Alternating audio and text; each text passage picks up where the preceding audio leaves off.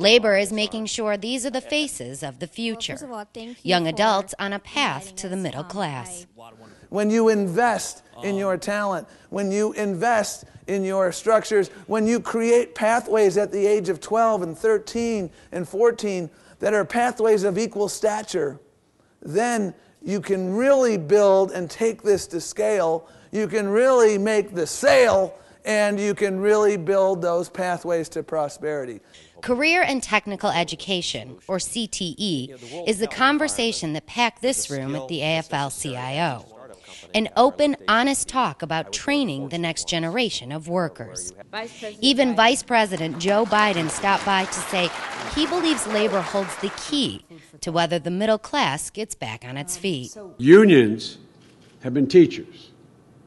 Unions have been teachers for over 100 years. The fact of the matter is that my favorite poet, William Butler Yeats, once said, "Education is not filling a bucket, it's about lighting a fire."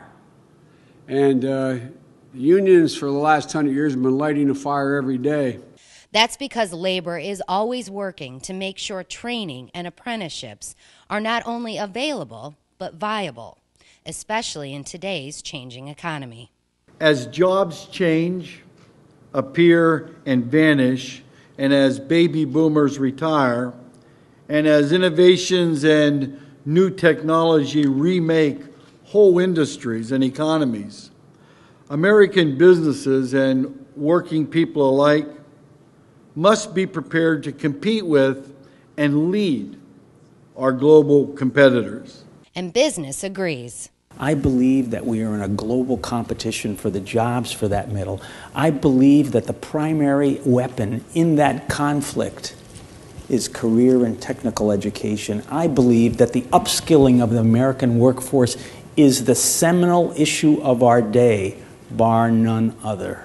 The American worker is the answer, and career and technical education is the key to unlocking that power. That's why I'm here.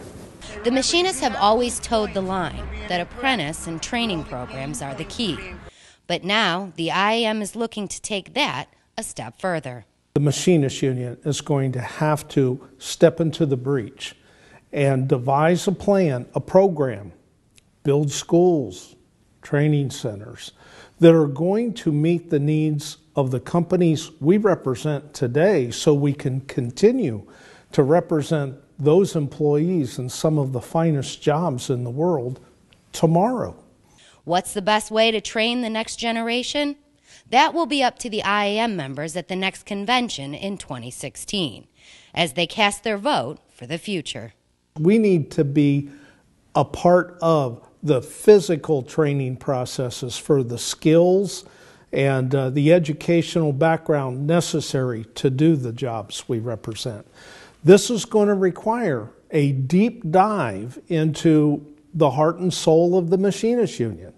And ultimately, the creation of a pathway to the middle class. For the Machinist News Network, I'm Deirdre Kaniewski.